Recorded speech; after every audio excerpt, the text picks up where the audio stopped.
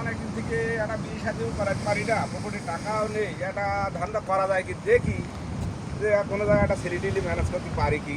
না মিতা চিন্তা করতেছি 22 তারিখে একটা বিয়ে শাদী করাইলাম বলে, তো ভালো পাত্রীও খুঁজে পাইতেছি না, ভালো একটা গঠকেরও ব্যবস্থা পাইতেছি না, খোঁজ পাইতেছি না। আপনার খোঁজে আছে কেউ? কোন কি আপনি এটা বিয়ে করাইবেন? আপনি ঘটক ফার না বিছেরা এই এলাকার মাঝে তো নামি দামি একজন ঘটক আছে। কোন কি? হ্যাঁ, জব্বর ঘটক। আচ্ছা আচ্ছা, কেডা আইডা? জব্বর ঘটক তো এদিকেই আসিল।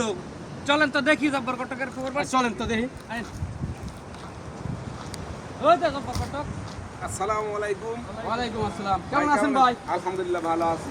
ভাই একটা বিয়ে শাদী করাইলাম বলে আমার 22 তারিখ লাগিয়া আমার তো কাজ বিয়ে শাদি পড়ানি, তো তো মেয়ে না ছেলে। ভালো পাত্রী আসেনি। আলহামদুলিল্লাহ খুব সুন্দর পাত্রে আছে, আমার একটা ছবিও আছে। 22টা, আমার 22টা আছে, মেয়ে না 22টা। ভাইস্তা এই ছবি আছে অনেকগুলো আমার কাছে। তা দেখা যায় বলে তো অনেক খরচপাতি কোনো কিছু লাগবো।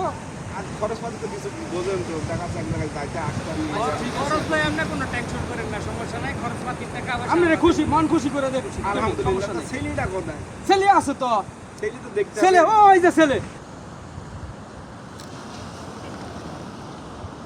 ভাই ছেলের তো এখনো বয়স হয়নি, ছেলের কি বিয়ে শাদি দিয়ে কি মামলা খাবো এই বয়সে?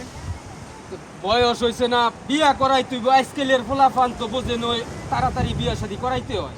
আইনের একটা ব্যাপার স্যাপার আছে, এই আইনের মাধ্যমে গেলে ছেলে বিয়ে হবে না। টাকা যা লাগে দিব, সমস্যা নাই। একটা বিয়া শাদী দিয়ে করাইয়া কি করমিতা? হ্যাঁ হ্যাঁ হ্যাঁ, টাকা লাগলে ওরে, টাকা দিমু। টাকা বিষয়, টাকা নিয়ে গিয়ে ও ছেলে তো বিয়েই হবে না।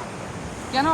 এখন পুলিশ প্রশাসনের যে অবস্থা, এই ছেলে বিয়ে করার গেলে মামলা খেতে হবে। তাহলে তাহলে না আপনাদের জন্য আর বিয়া শাদী করান যেত না না। না না,